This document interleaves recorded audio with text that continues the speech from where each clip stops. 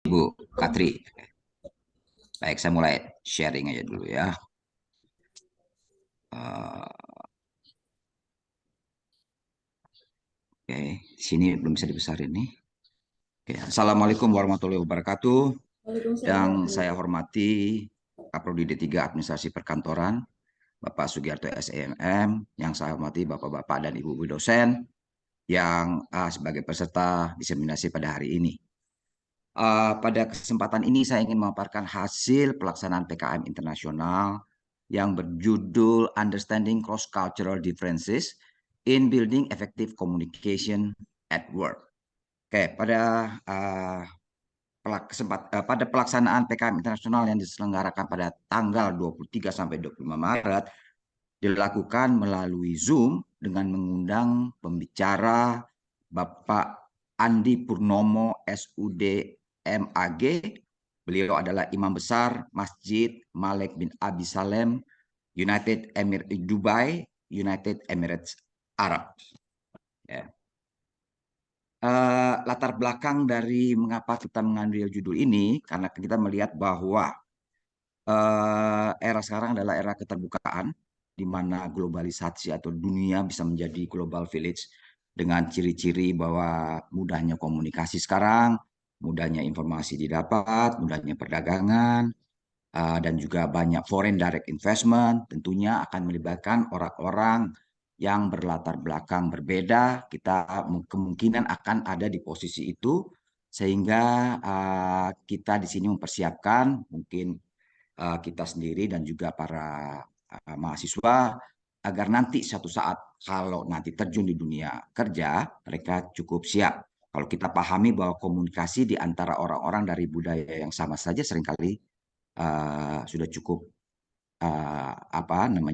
bisa terjadi miskomunikasi. Terlebih lagi apabila komunikasi terjadi antara orang-orang dari budaya yang berbeda, jauh lebih sulit tentunya dan tingkat komunikasinya yang hampir tak terelakkan.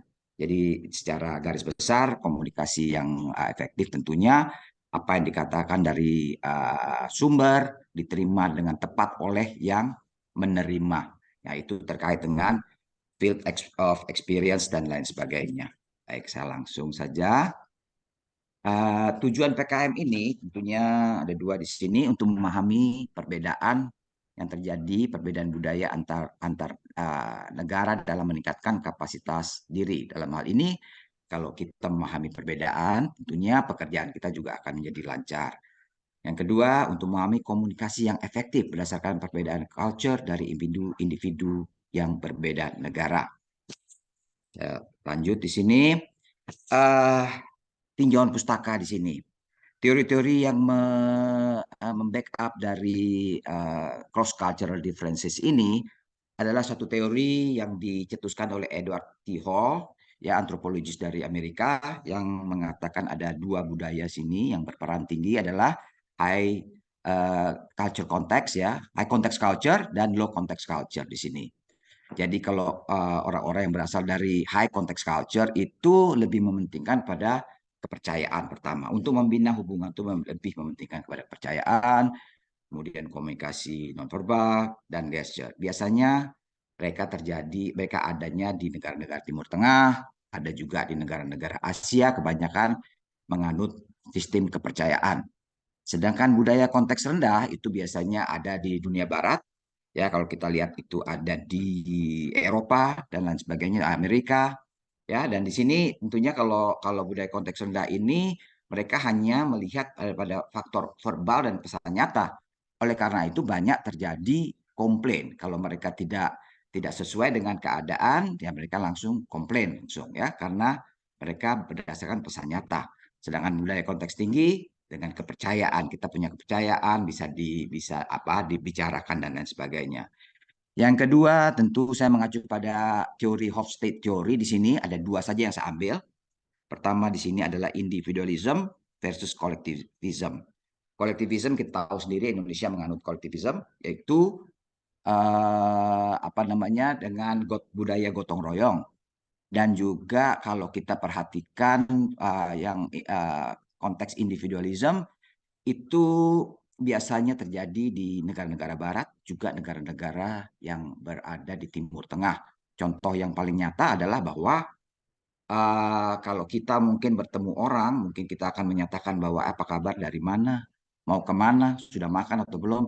Itu suatu kebiasaan biasa saja. Tapi kalau untuk orang yang berasal dari Timur Tengah atau terutama Eropa, itu eh, termasuk masuk ke ranah privasi mereka. Tidak begitu nyaman untuk mereka ditanya seperti begitu. Nah, hal-hal seperti ini kita tentu harus pahami. Kemudian yang kedua, ini power distance index. Kalau kita lihat power distance, makin tinggi power distance index, itu biasanya kita orang-orang yang power distance-nya pada tinggi power distance index-nya, itu biasanya menerima perbedaan antara memang, oh iya memang dia sudah dilahirkan atau memang mereka mempunyai status yang lebih tinggi sehingga kita tidak komplain atau tidak apa ya, tidak bisa menunjukkan rasa ketidaksenangan kita. Berbeda dengan negara-negara yang power distance index-nya rendah seperti Amerika dan lain sebagainya. Kalau memang terjadi yang ketidaksesuaian menurut mereka, mereka langsung mengatakannya atau mereka langsung komplain di sini. Oke, ini latar belakangnya. Kemudian kita langsung masuk kepada realisasi pemecahan masalah. Bapak Andi Purnomo, SUD MAG, Imam Besar Masjid Malek bin Abi Salim mengatakan, ya, beliau mengatakan bahwa keragaman budaya adalah merupakan sebuah ketetapan oleh Sang Pencipta Allah Subhanahu wa Ta'ala. Itu menurut surat Al-Hujurat ayat 13. Beliau mengatakan begitu. Jadi intinya bahwa kita harus menghargai perbedaan-perbedaan yang ada di dunia ini.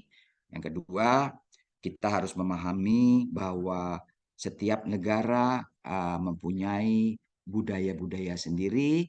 Yang ketiga, beliau mengatakan be open-minded. Kita harus terbuka kalau kita bekerja dengan orang dengan latar belakang yang berbeda. Yang keempat di sini hambatan bahasa itu bisa merupakan diskrepensi dari komunikasi yang efektif, sehingga kita harus memahami bahasa ini agar komunikasi kita menjadi efektif. Kemudian norma-norma setempat seperti di Arab Saudi, umpamanya negara-negara di Arab Saudi, kalau dia sudah merasa dekat dengan kita, mungkin dia akan mencium laki dengan laki. Dia kalau laki dengan perempuan masalah nanti. Laki dengan laki itu mencium pipi kiri dan pipi kanan. Itu bukan pipi dengan pipi, bibir masuk ke bibir ke pipi, laki dengan laki ini ya. Untuk saya tidak merasa nyaman karena budaya saya tidak begitu. Tapi untuk orang Arab itu merealisasikan kedekatannya. Itu satu. Yang kedua, pemecahan masalah kalau terjadi suatu masalah besar. 60% masalah yaitu masalah diselesaikan dengan non formal communication, non formal pendekatan non formal. Formal ya, semua peraturan-peraturan ya, tapi kita kalau mengacu pada formal, masalah-masalah yang formal, masalah apa namanya, masalah dokumentasi dan lain sebagainya, itu biasanya terjadi masalah yang tidak selesai-selesai. Oleh karena itu, kita harus memahami lawan bicara kita, bagaimana pendekatannya, latar belakangnya bagaimana, itu akan lebih memudahkan. Keadaan yang berbeda apabila kita berhadapan dengan orang-orang dari dunia barat, mereka lebih suka yang tertera di dalam dokumen-dokumen untuk menyelesaikan masalah. Dan juga kalau kita melihat beberapa kebiasaan-kebiasaan dari luar, kita harus pahami juga. Kita budaya Indonesia bahwa kita ini suka tersenyum dengan orang dan lain sebagainya. Apabila kita pergi ke Rusia, kita akan menghadapi masalah kita dengan senyum-senyum begitu, kita akan menjadi masalah. Ya, itu yang sebagian yang disampaikan oleh Bapak Andi Purnomo, Masjid Besar Imam bin Abi Salem. Kemudian saya persingkat dengan kesimpulan saja. Kesimpulan di sini yang dapat kita ambil kesimpulannya adalah manusia atas kehendak Allah diciptakan berbeda, beda baik dari suku, agama, dan lain-lain, seperti tertera pada surat Al-Hujurat ayat 13, sehingga dapat diambil kesimpulan Agar dapat berkomunikasi dengan efektif dengan masyarakat yang berlatar belakang berbeda, maka diperlukan sikap saling hormat menghormati. Yang kedua, untuk memahami perbedaan culture tentunya ada beberapa elemen penting yang dipahami. Kuasai hambatan bahasanya, gesturnya, norma budayanya seperti tadi saya contohkan, isyarat kontekstualnya. Agar komunikasi bisa menjadi efektif, maka perlu adanya keterbukaan dari kedua belah pihak yang sedang berkomunikasi, kurangi sifat tertutup agar mudah dimengerti oleh lawan bicara kita. Kira-kira itu penjelasan singkat mengenai PKM yang telah kita laksanakan pada tanggal 23 sampai tanggal 25 Maret yang lalu. Terima kasih, Bu Moderator. Sampai di Baik, sini. terima kasih Pak Sabto Hadi